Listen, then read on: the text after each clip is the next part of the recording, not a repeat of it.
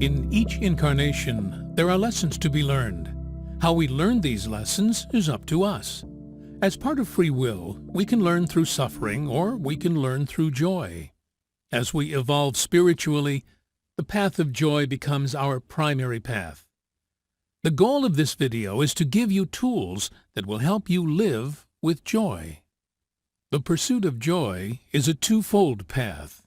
In philosophical traditions, this has been referred to as the yin and the yang. First, there is a path of action, the outward path.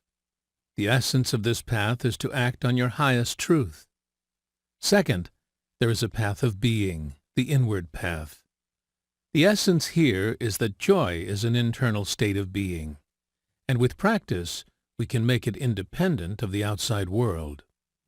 Let's look at the path of action, acting on your highest excitement. The reason it is important to follow your joy is because each one of us has a core signature frequency called the soul frequency. The feeling of joy is a physical translation of alignment with the soul frequency. This is why each one of us experiences joy differently. Since our true being is part of the source, by honoring ourselves, we honor the source. The first step of honoring ourselves is understanding what brings us true joy, and then following our heart. Lastly, acting on our highest excitement is the key that unlocks further gifts and growth. Think of it as a progression of responsibility. Our first test in life is to be true to ourselves. It's only when we start being true to ourselves that the universe can give us further gifts that we cultivate and share with others.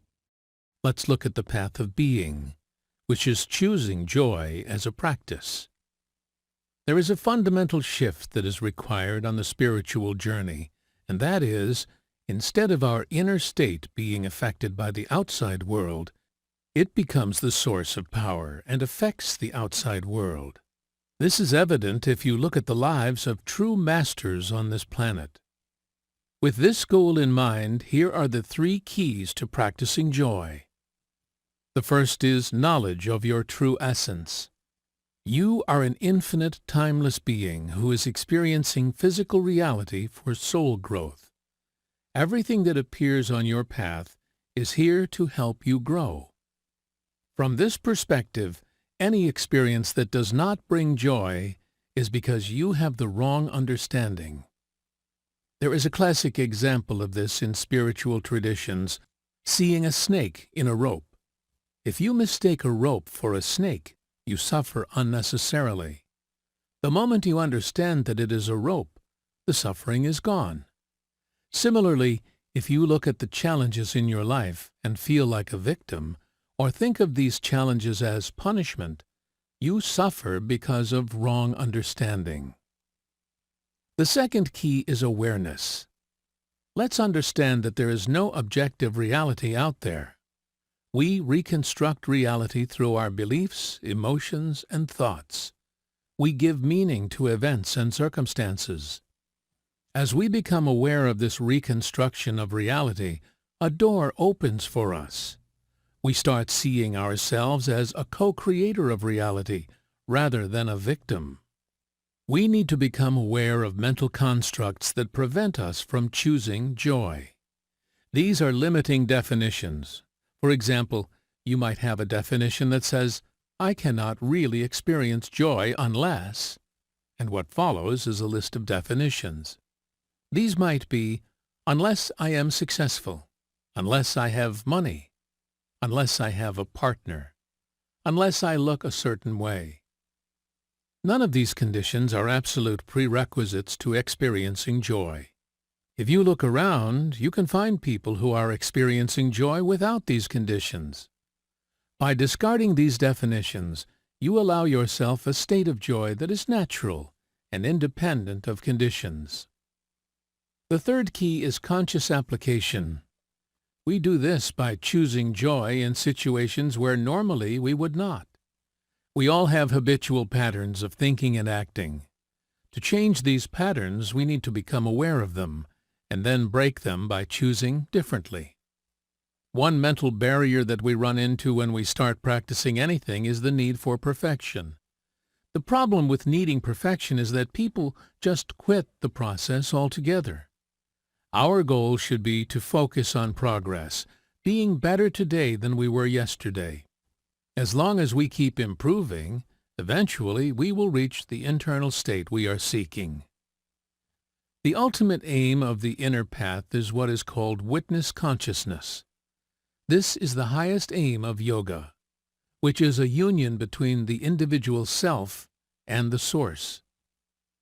From this perspective, we can observe and admire the grand and exquisite play that is going on around us, the beautiful play of consciousness. Here are some impediments to joy. Most are a result of mass programming. Knowing about them will help you overcome them. The first is a result of tireless marketing that is inflicted on us. This marketing instills in us a deep belief that to experience joy we need to have something that's outside of us. Usually this is a luxury, a car, a vacation, or a gadget. To sell us what we don't need, marketers have a favorite tool, and that is exclusivity. They condition us to believe that if we have something exclusive, we must be special. Of course, there is high monetary cost for getting into this exclusive club. True joy, on the other hand, is inclusive. If you see children playing together, the reason for the joy they experience is sharing, not how expensive their toys are. Similarly, we can feel joy by sharing ourselves. One of the most common ways to experience joy is through meaningful relationships, and in particular, intimacy. Unfortunately, modern life has replaced true connections with superficial interactions, such as social media. Instead of having few true friends with whom we can share our being, we have hundreds of connections, and all of our time is spent on shallow activities such as posting pictures and liking them. With advancements in technology, we actually have much more time today, but all of it is filled up with pointless activities. We have easy access to distractions on the Internet, and studies show that most people spend significant amount of time every day on meaningless browsing. These activities are like weeds in a garden. If we are not careful, they can consume all of our time.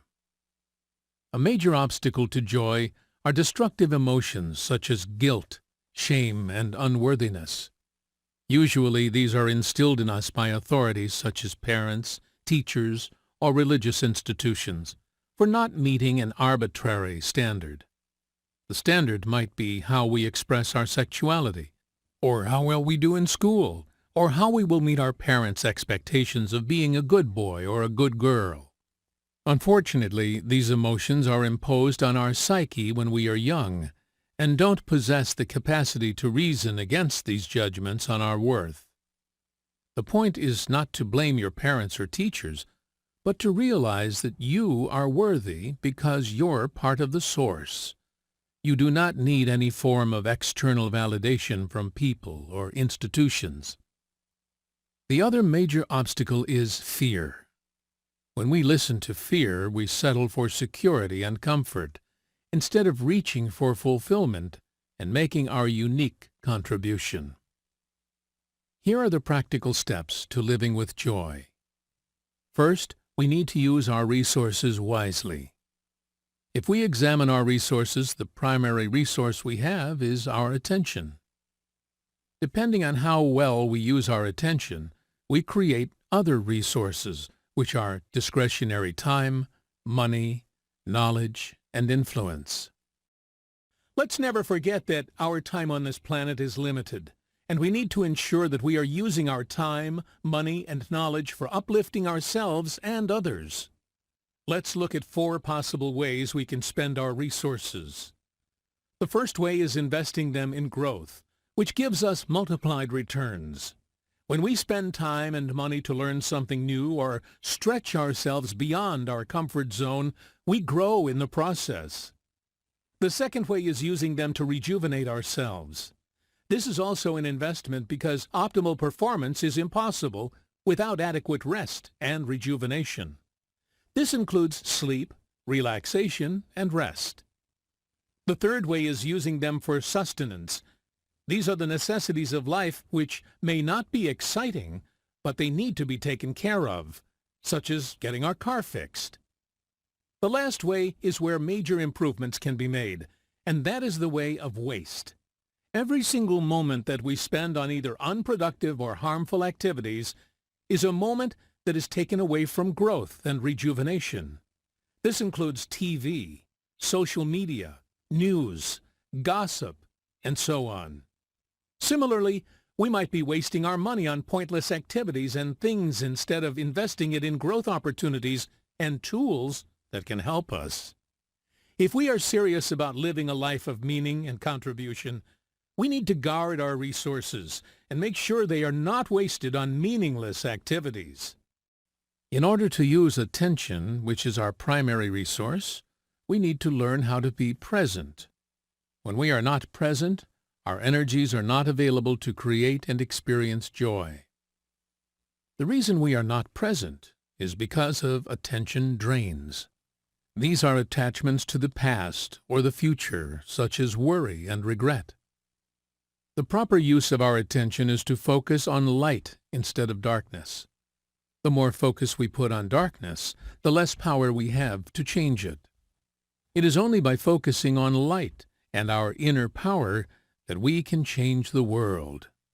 The pathway to focus on light is the daily practice of gratitude. If we really try, we can find so many things we can be grateful for.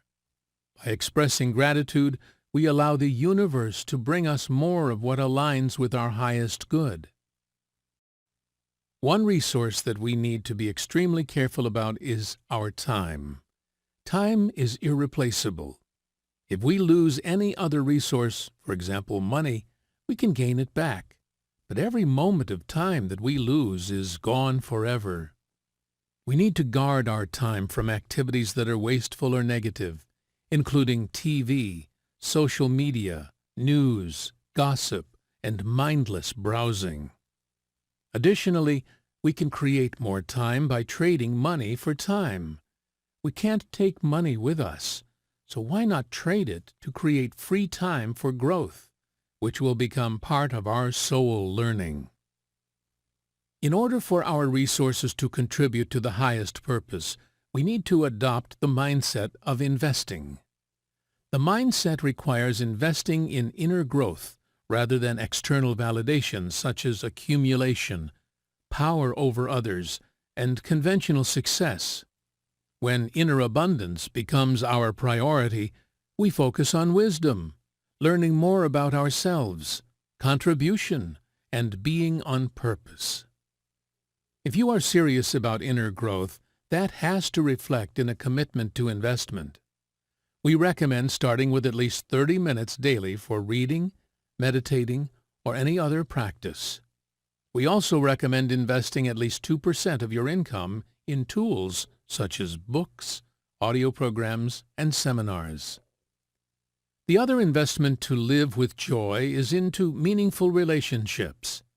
In order to live with purpose, we need to associate with people who have high aspirations for themselves and invest the time to cultivate those relationships through genuine sharing and care.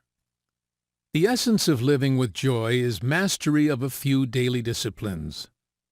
The first is to create time for reflection, growth, and playful creativity.